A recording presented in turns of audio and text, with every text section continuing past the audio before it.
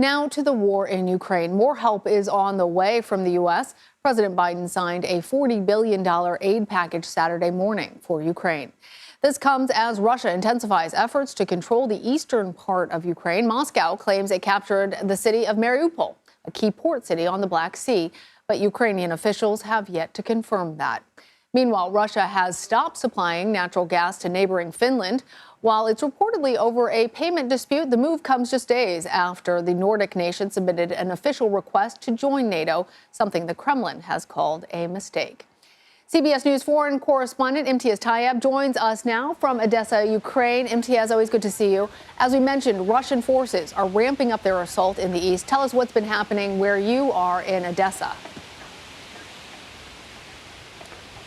Hey, Lana, very, very good to talk to you. Odesa, yeah, look, you can see it's pretty calm here, and that really is the general mood in this city, which has a very important, very large, and very strategic port. In fact, just yesterday, that port was targeted in a Russian missile strike. We understand that some sort of fertilizer facility was targeted. Not a lot more details than that. We do understand there were no casualties either, but all of that really sort of lends to the sense of fear that is being felt here. War, of course, is horrific. We see the violence that we've seen in places like Mariupol and Kharkiv and suburbs like Bucha, and that is obviously horrific in every way you can imagine, but war is also a game of fear, and I think Vladimir Putin has been quite effective in trying to inflict that fear on people. But as we've seen across Ukraine, just a real sense of defiance in every single corner of this country as Ukrainians band together and say, no, we are going to stand up to this aggression. We are going to stand up to this invasion. But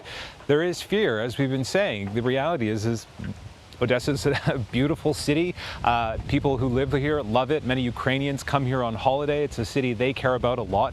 And they look at a place like Mariupol, which has essentially been ground to dust by Russian assault. And the fear is that that could happen here. And, you know, when we consider Vladimir Putin's sort of whole pretext for this war, sort of denying that Ukraine was a place and, you know, looking back to his own sort of warped version of history, people that we speak to here say, you know, this is a city that, you know, historically was founded by Catherine the great sort of Russian empress. She has a statue here. And the fear is that Vladimir Putin sort of sees this as a sort of jewel in the crown for this sort of bizarre pretext he has for trying to take huge swathes of Ukrainian territory.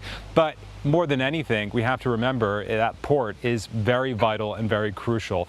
Vladimir Putin wants to control the Black Sea, and that is certainly something he's going to attempt to do.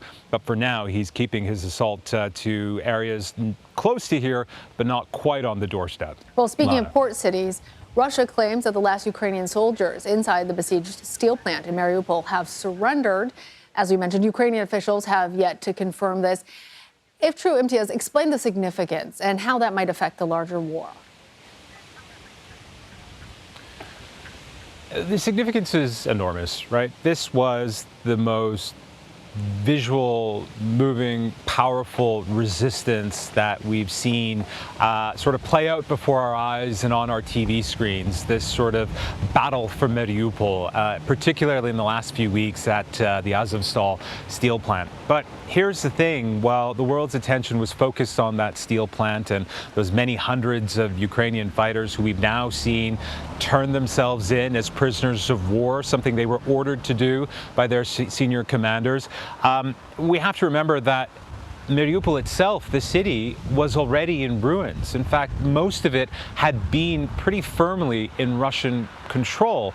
And so even though this is a painful and bitter end to a very valiant fight that these Ukrainian forces had been putting up, in terms of actually changing the dynamics of the war, it doesn't massively in the specific context of Mariupol, because that steelworks was in such a centralized area and the rest of the city had essentially been taken. And again, we just really need to remind our viewers of just how devastated this city is. 90% of the buildings in Mariupol were either damaged or completely destroyed. And Lana, you'll remember a few weeks ago we were talking, I was in Lviv, which is in the far west of the country, where a lot of Ukrainian refugees were passing through. And I remember speaking to a family, a father, a mother, and their 3 children, and she had this horrible black eye and this bandage wrapped around her head.